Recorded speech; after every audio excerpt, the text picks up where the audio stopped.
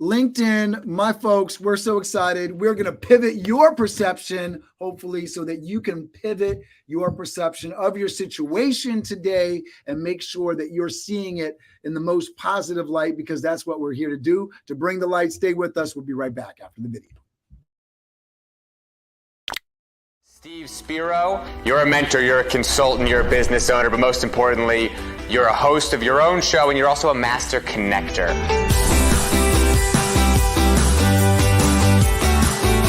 Steve Spiro is one of my idols, and I love listening to everything that he does. He's such a dynamic individual. Some of the topics I really enjoy speaking on is how to really connect, whether it be in person or through social media. I love to lead with my weaknesses. I lead with, my vulnerabilities. It's fine because I'm okay with who I am.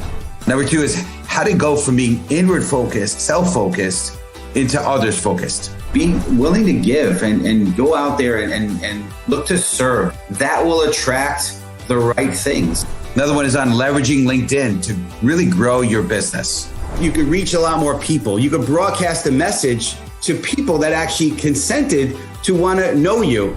And then lastly, overcoming big obstacles. I love sharing. I was a shy, introverted kid, picked on, bullied, learning disabled, dyslexic, really in a dark place. I was really in a box in a shell, and I've been able to break out of that box. And so I love being able to inspire people and really help them. So the Master Connector was born. The world is my networking event, right? I meet people all the time. My goal is to meet 3 strangers every single day. Steve is open to meeting you. You should set up a face-to-face with Steve. One little conversation can really change your life.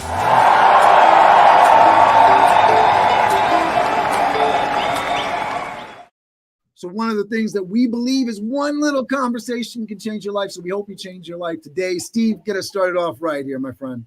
Absolutely. Well, what's going on, friends? Steve Spiro, the Master Connector, coming at you live and direct here. So Charles Darwin, yes, famous Charles Darwin, is quoted to say, "It's not the most intellectual of the species that survives.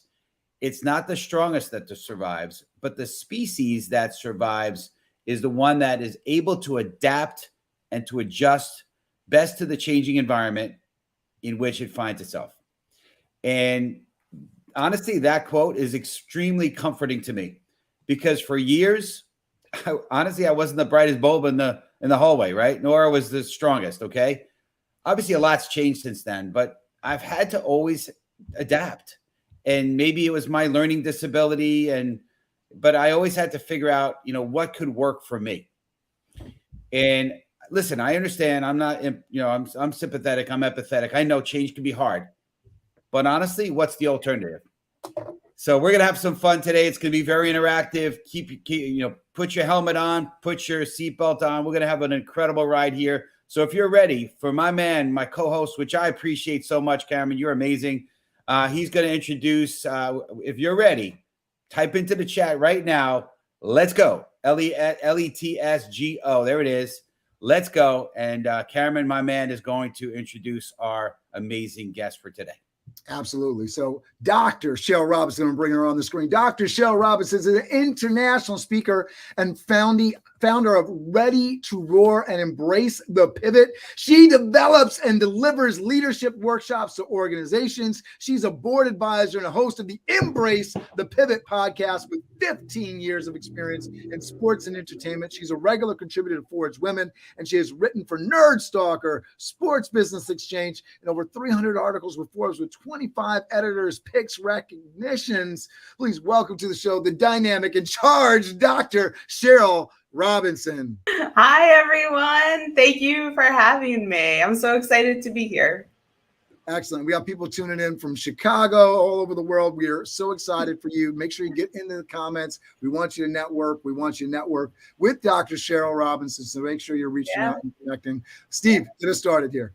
Absolutely. Good stuff. Well, we are huge on stories. So, community, I would love you to type in the word #story if you're ready for this. But Shel, you've got an incredible story. And we'd love to hear, and there's a lot to go. We want this, we got a lot of content here to cover, so we don't want you to take too much time. But tell us a journey, about your journey becoming a Forbes Women contributor. And I know there's other cool things about your background, but tell us your story. We'd love to hear that part. All right. So I like to call this the snapshot. And I always think snapshots are important. It gets right to the point of who you are. So I am an international speaker and I am a contributor at Forbes. And my story is I was working in sports and I have 15 years of experience in events and marketing for the industry. And I got to a point where I said, I could do this for myself. And I started 2 companies at the same time, which I never, ever recommend to anyone to do that. It's a lot. And when things started to go south with one of the companies, I said, is this really what I want to be doing? And it was a hard no. And I've always wanted to be a New York Times bestselling author. And in order to do that, you have to write. And my writing had got put on the back burner. I was published in a lot of different publications, but I wanted something more. And I made a commitment to myself that I would focus 80% of my time on my writing and then 20% on the business. And 3 months later, after I made that commitment to myself, I was at a random event. And what I didn't know is my former editor at Forbes Women was in the room. And there was a woman speaking and she was a contributor. And I sat there saying, well, if she can do it, I can do it. But how did she get to do it? So after the event, or the panel that she was speaking on, I went right up to her. I explained to her who I was and I asked her that question. How do I get to become a contributor? And she introduced me to my former editor. And my editor said, send me your portfolio, send me what you want to write about. I sent it to her and initially I said, I want to write about failing forward. That's what I'm good at. When something doesn't work, I pick myself back up and I continue. She goes, it has to be a little bit more positive. So it made me self-reflect a little bit more. I said, well, what is failing forward? Failing forward is pivoting. And that's where Embrace the Pivot came from. She said, I love it, run with it. And here I am 5 years later. That's awesome. Yeah. There's a lot of good nuggets there, right? Yeah. So first of all, you asked, right? I've learned in life, if you don't ask, you don't get. So you were there, you asked the question. Yeah. Love that. Number 2, you showed up. You were there, itself. And sometimes we just don't show up, right? So you got to show up, right? I heard, maybe it's one of those sports sayings, but 95% of success is you're showing up, right? Yeah. So kudos to you. You reminded me when you mentioned the little snapshot, you very politely corrected me when we were talking about when we had our first conversation. You remember the show, don't you? About how I like to go back and tell the story from all the way back. And you reminded me and said, you know what? You got to start with where you are now, because if you don't start there, there's no credibility. And then you work your way back all the way from the beginning to the end once you go from start. So from current. Yeah. So I appreciate that. And that's a good nugget there. And Cameron, Where's Waldo popped in and gave us a little nod there. There he is. I think that's really, because I always encourage people to share their story on BizDev Live. We want that here. And the story is so much more meaningful. I mean, it's interesting because you see it in drama too. I don't know, for NCIS fans, I'm, in that Netflix world, all the time now, because that's a show and there's like 15 seasons, and I'm shamefully like 8 seasons through, right? So anyways, the idea that they're always sort of showing you kind of where things are going. So where the story that they're telling is more interesting as they're telling it is just a wonderful piece. And it's a great piece for anybody that's in any kind of session, any kind of event, any kind of moment where they need to share something impactful. It's a great strategy, right? Even when I email individuals, I'll put in the email my snapshot. And if you would like a longer bio, I'm happy to share that with you. But you literally have about 30 seconds to capture someone's attention. So if you lead with what you're doing now, then they want to stick around and learn more. And that's when you go further into your story. I love it. Always learning, right? That's the most thing. I posted something today. You're either tomato that's ripening or tomato that's rotting and dying, and you got to always keep progressing and moving forward. So appreciate that big time. So you talked about pivoting, and we want our audience wants wants you to tell us. So put in the hashtag right in the comments right now, hashtag tell us if you're ready for this next question. But we want to hear about, what does pivoting successfully actually mean to you, Cheryl? Sure. So before we start, I do want to say the pandemic stole my word because I've been talking about pivoting long before the pandemic. Absolutely. And during the pandemic, everyone really started to understand what it is. In the short term, pivoting is going from point A to point B. When A doesn't work, you try B, you try C, D, etc.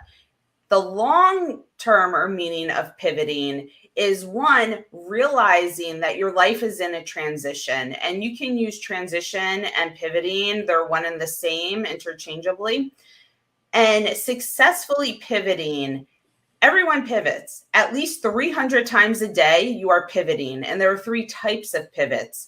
You have your personal pivots, you get married, divorced, have kids, you move, go back to school, etc.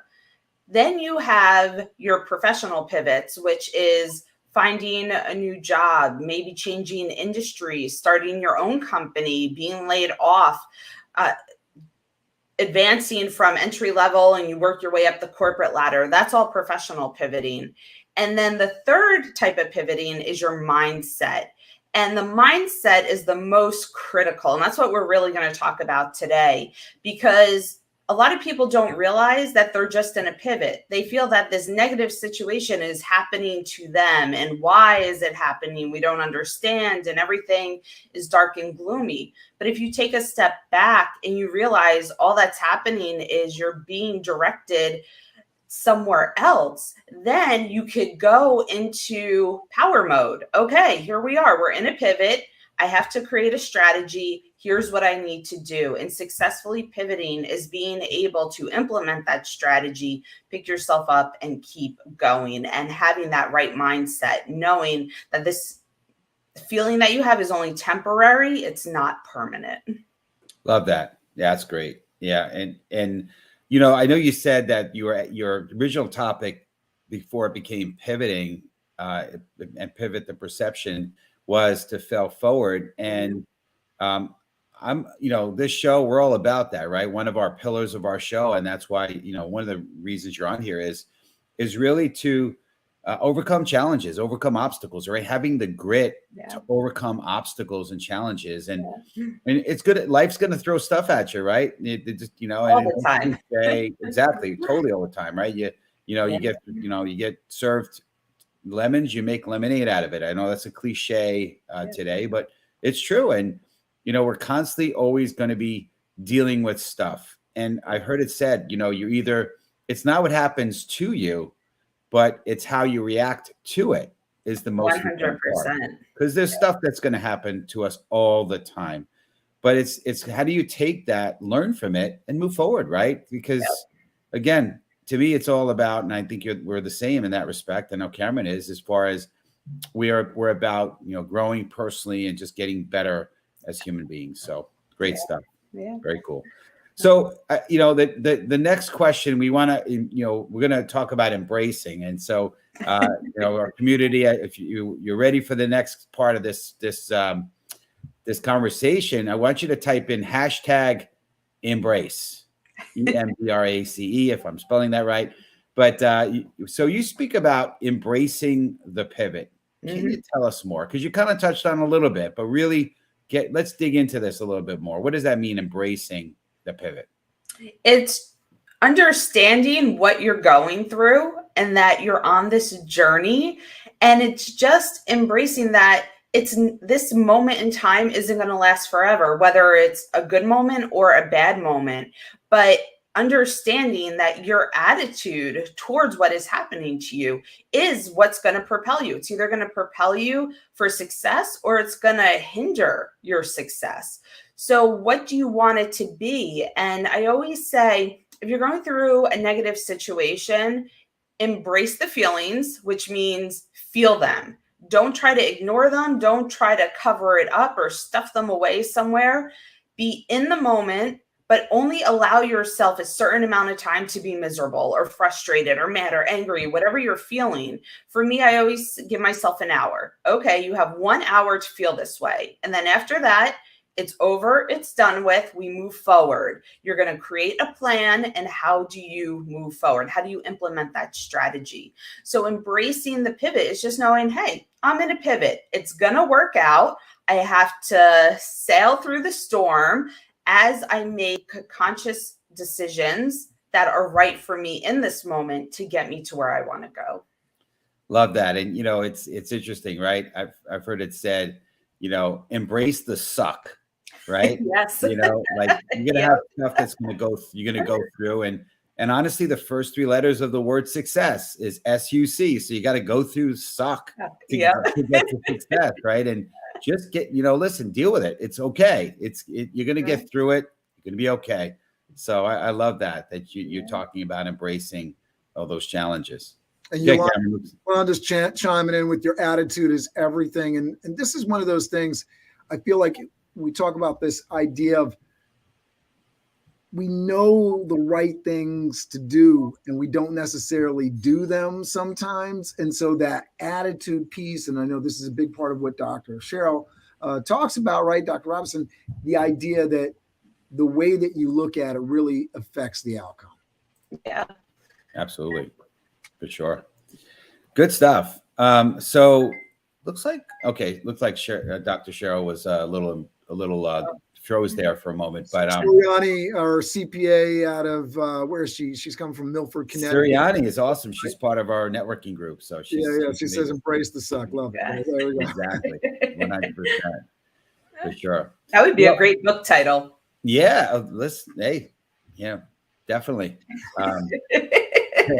So we want to talk a little bit, and like you said, right, the word pivot has become cliche. I know you kind of took that word before it was one of those overused words, but we want to, if you're ready for the next part of this conversation, I want you to type in hashtag pivot, as Cameron put in there. So ready, if if our community's ready, let's do that. But here's the question: how do you pivot your perception from your situation being negative to positive? And maybe this might be a time that you can, I know we have some stuff to show the viewers and so forth, but give us a little bit of perspective on that, if you wouldn't.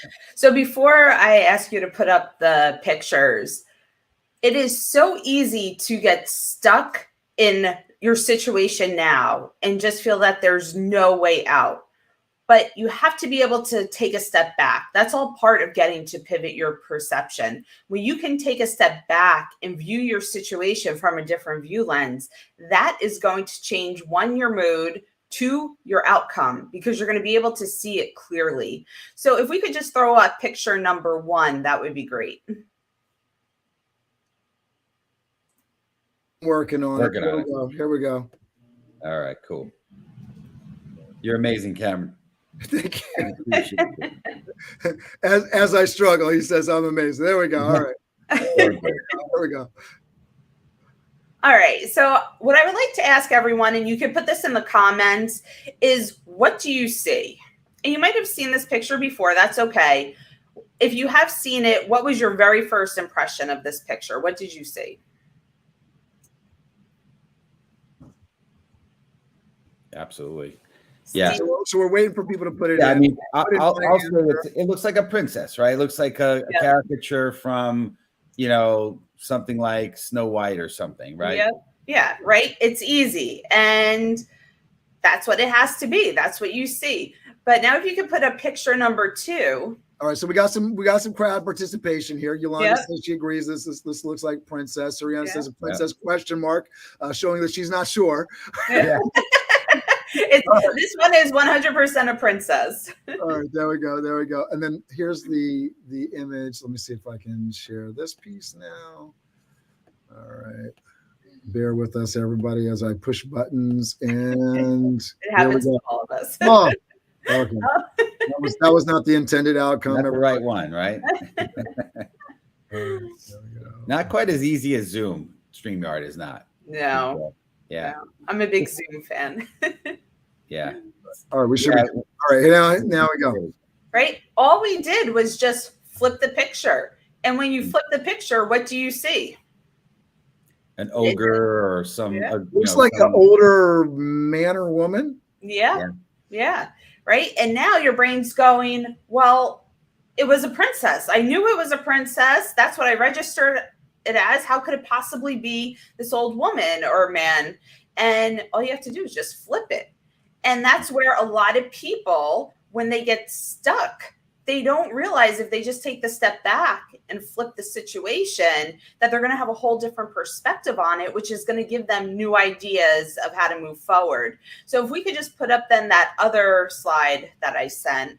Absolutely. That might be harder than we think based on the last two. So, but I'll say something, one of the things in the advertising industry, when, I had a big career in that industry, I found a lot of times it was great to either go to sleep and on the idea, and just a night's sleep, and maybe it came up in my dreams, but just that perspective of stepping away gave me a whole nother perspective on it. So anyway, here we go. Here you go. This slide really sums up pivot the perception, because I've been in debates, if you will, where I knew I was right and I'm definitely right. And the other person was saying, I'm definitely right. I don't know what you're talking about.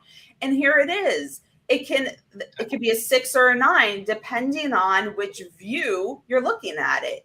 So when you, again, I keep saying stuck, but when you are stuck or you feel like something so negative is happening, take a step back, walk around. Are you looking at the 6 or are you looking at the 9?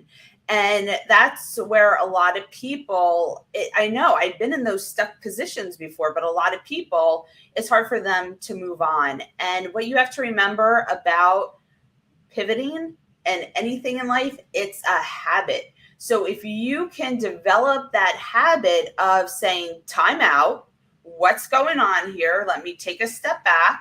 Let me view it from a different angle and see the full picture, then you can move on. And there's so many different stats, but I think the most common one is it takes 30 days to create a new habit. Sure. So if you find yourself doing in anything, getting frustrated, whatever it is, time out. That's my favorite word to myself. Time out. What's going on? And let's see how we can fix this.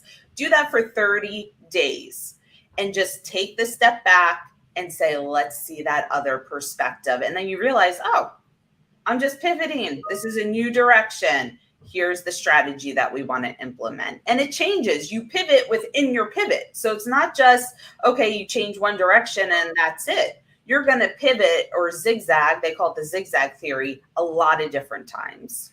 Yeah, to me, this brings up to mind so many different things. Empathy, right? Being a big thing. Can you be empathetic with yourself? Can you be empathetic with others? Can you see things from somebody else's point of view? And if you're personally trying to pivot, the importance of a morning routine to sort of center yourself as you're getting into your day, right? We talk a lot about the morning routine and getting so critical. Yeah.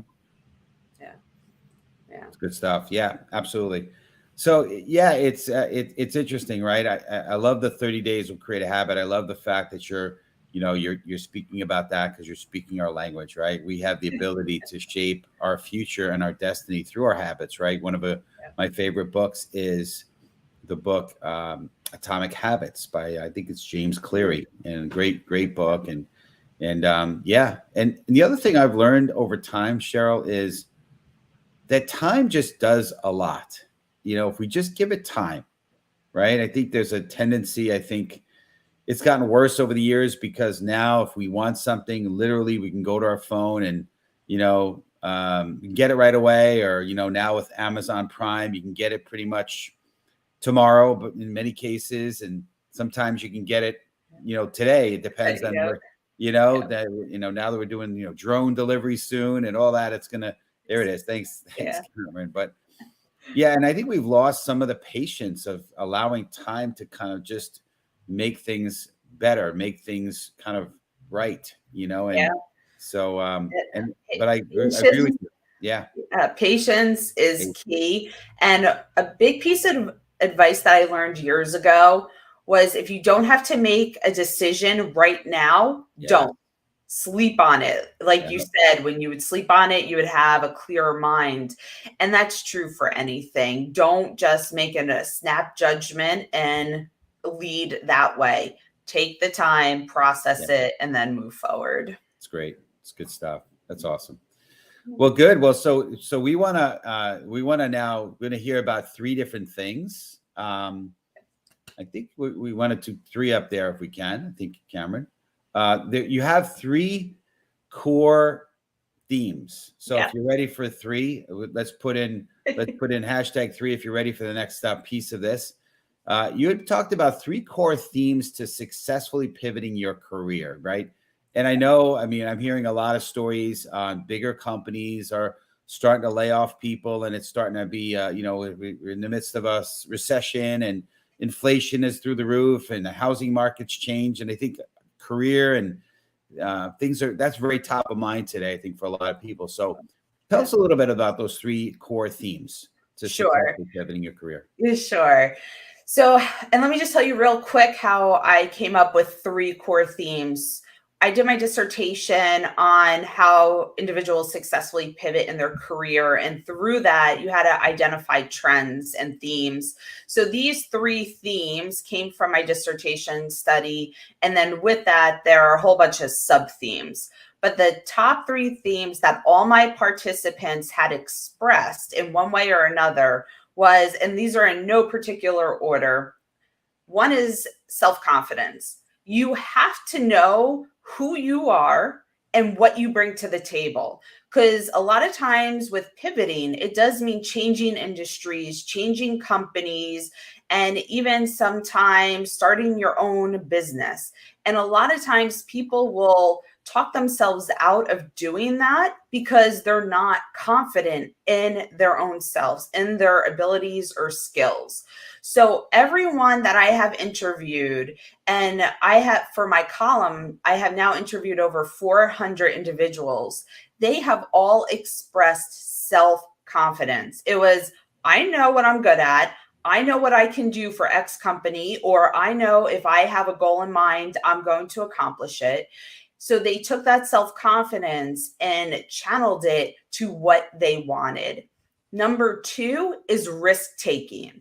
If you want to successfully pivot and quicker, we were just talking about patience. If you wanted to pivot quicker than normal, you have to take those risks. A lot of them are calculated risks, and that's okay.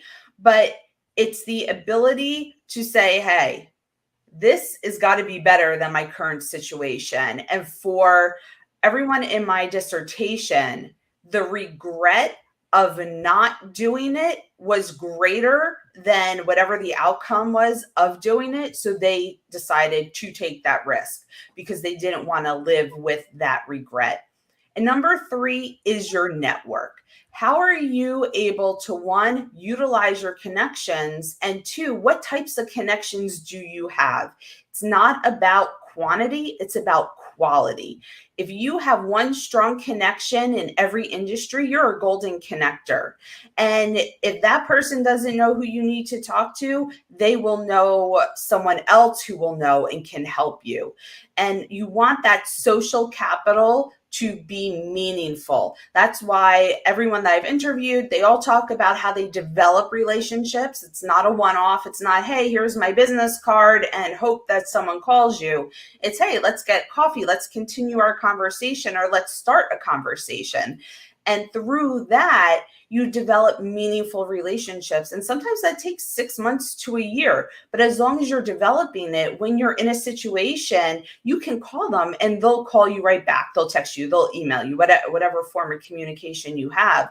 But remember, it's about quantity, or it's about quality, not quantity.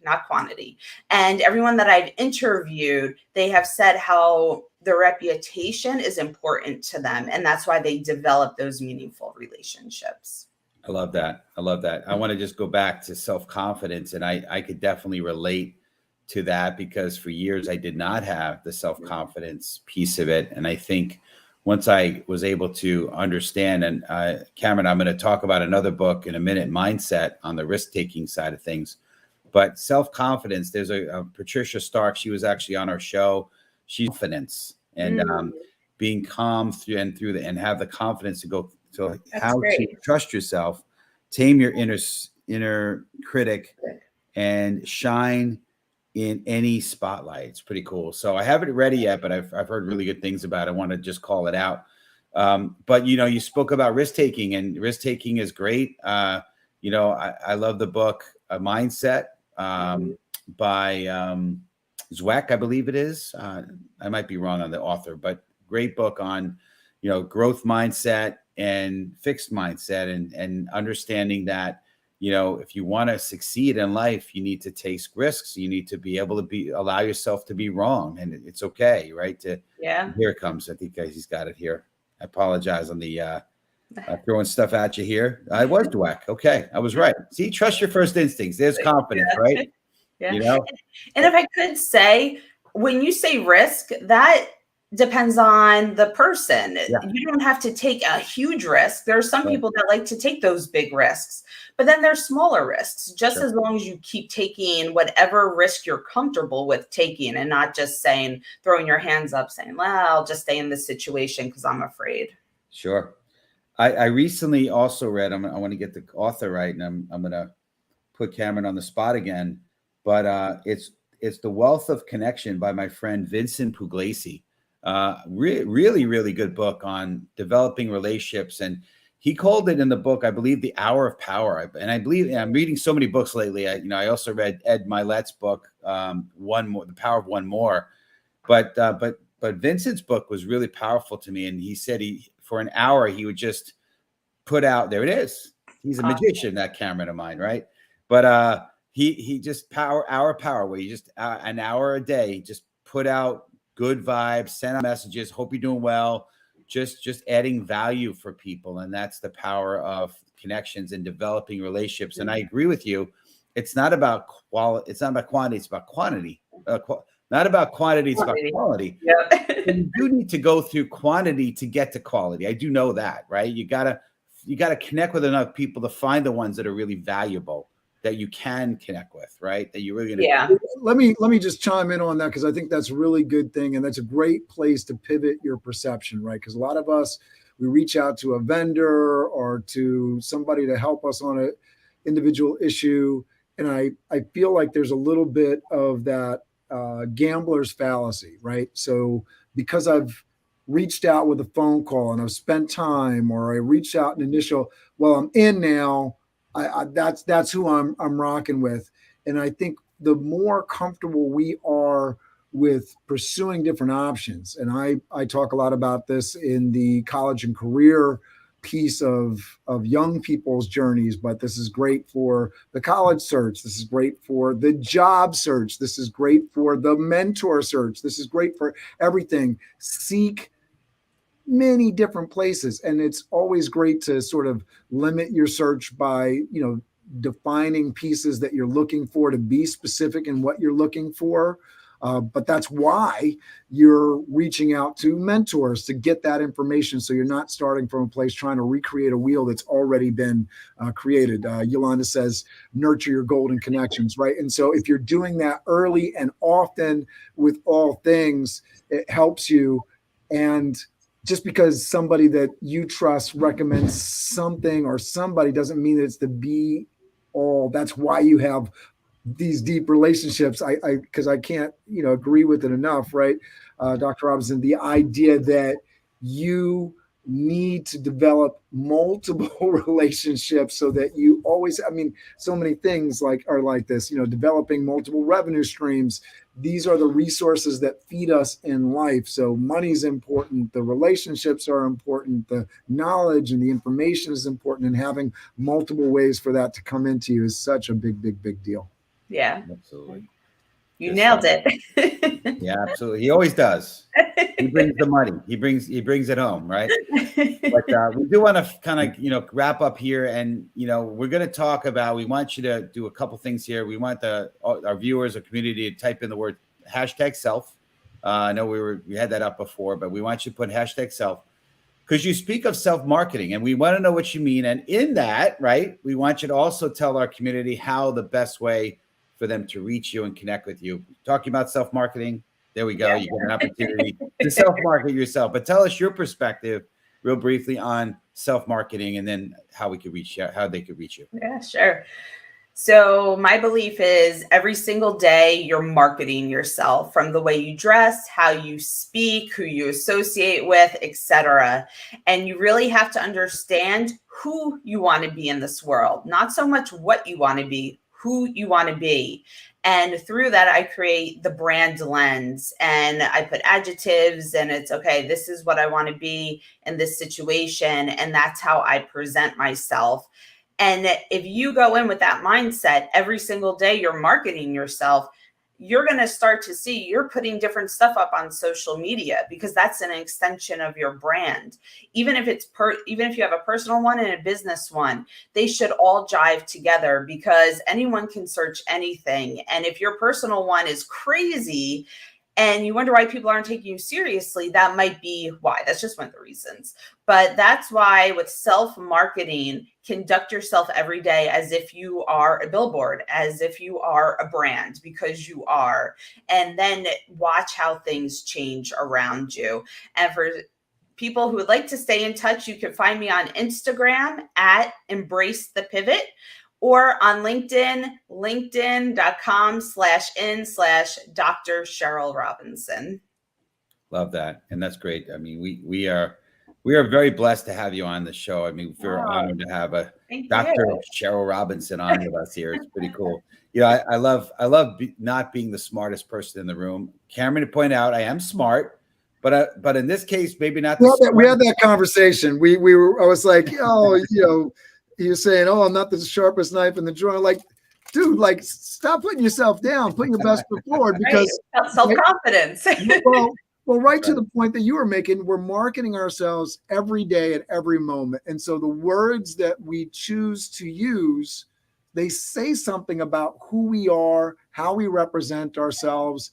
I know every single person walks out, when they walk out the door and they're having interactions, based on the way somebody is expressing themselves, they are judging them. They are putting them into a box in terms of who they are, where they came from, trustworthiness. And it's just, it's naive to think that other people aren't doing that same thing to you, right? Very exactly. Absolutely. Great book, by the way, Blink.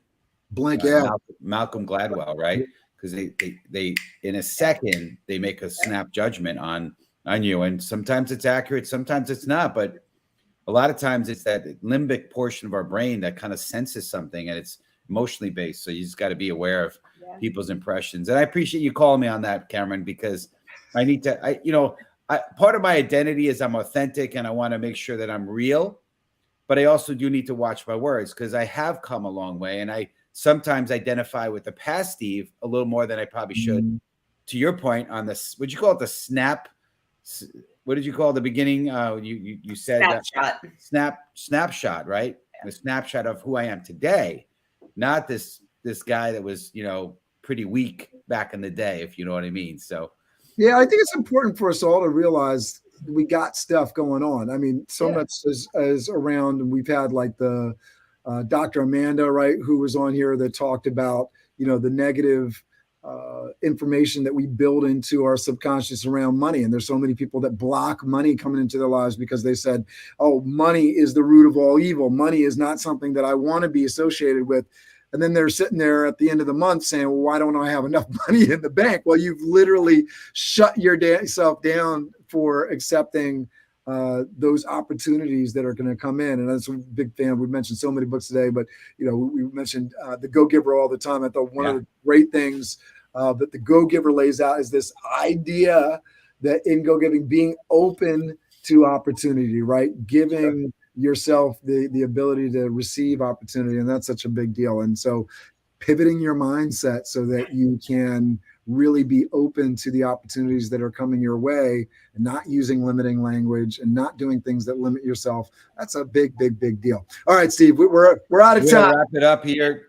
Dr. Shel Robinson, amazing, great job. We knew that you would bring the juice. So thank you again. Make sure community. Thank you for having me. Of course, community. Please make sure you connect with her. Make sure if you're in the comments. By the way, if you're watching this on the replay, #replay. We're very honored and blessed to have our sponsors, Jordan Mendoza of Blaze Your Own Trail, and Wes Lemos of Sales Connector. So just make sure you connect with our sponsors. Incredible show today. Hashtag replay if you're watching this in the replay. But we're gonna end the show like we always do. And listen, well, let me mention, make sure we're blessing. What's that? Yeah, next week. Yes. Episode 77, Sarah Scudder, the value of dark social. Now, me and Steve were both like, dark social, what is that? If you have that question about what is dark social, tune in next week. We're going to get into it because we're going to be talking about the value of dark social. Yes. Intriguing you to make sure you come back and watch it. Okay. Yeah. It's going to be an amazing show. So, but we want to be a blessing. And so we're going to end this show with our countdown to crush it. Hopefully, Dr. Shel, hopefully you can participate, community, countdown in the comments, and then shout out in bold caps, italic, crush it as we count down here. So ready? 5, 4, 3, 2, 1. Crush it. Hello, and have an amazing week, everybody. We will see you next week. Same bad time, same bad channel. We love you. We appreciate you. Thank you for being in the comments. Make sure you're networking. Make sure that you share this with somebody that has not been exposed to the Master Connector Show, because you're doing somebody a favor if you let them know, have you seen the Master Connector Show? Thank you.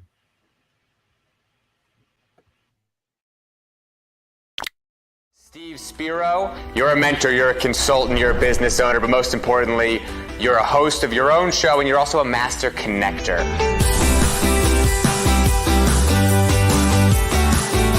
Steve Spiro is one of my idols, and I love listening to everything that he does. He's such a dynamic individual. Some of the topics I really enjoy speaking on is how to really connect, whether it be in person or through social media. I love to lead with my weaknesses. I lead with, my vulnerabilities. It's fine because I'm okay with who I am.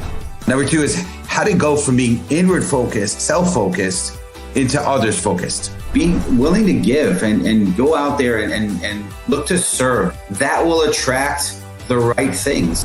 Another one is on leveraging LinkedIn to really grow your business. You could reach a lot more people. You could broadcast a message to people that actually consented to want to know you.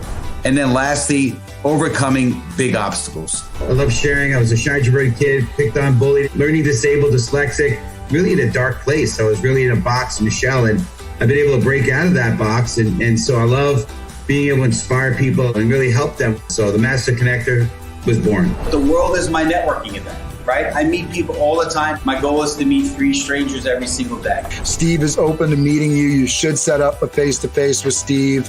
One little conversation can really change your life.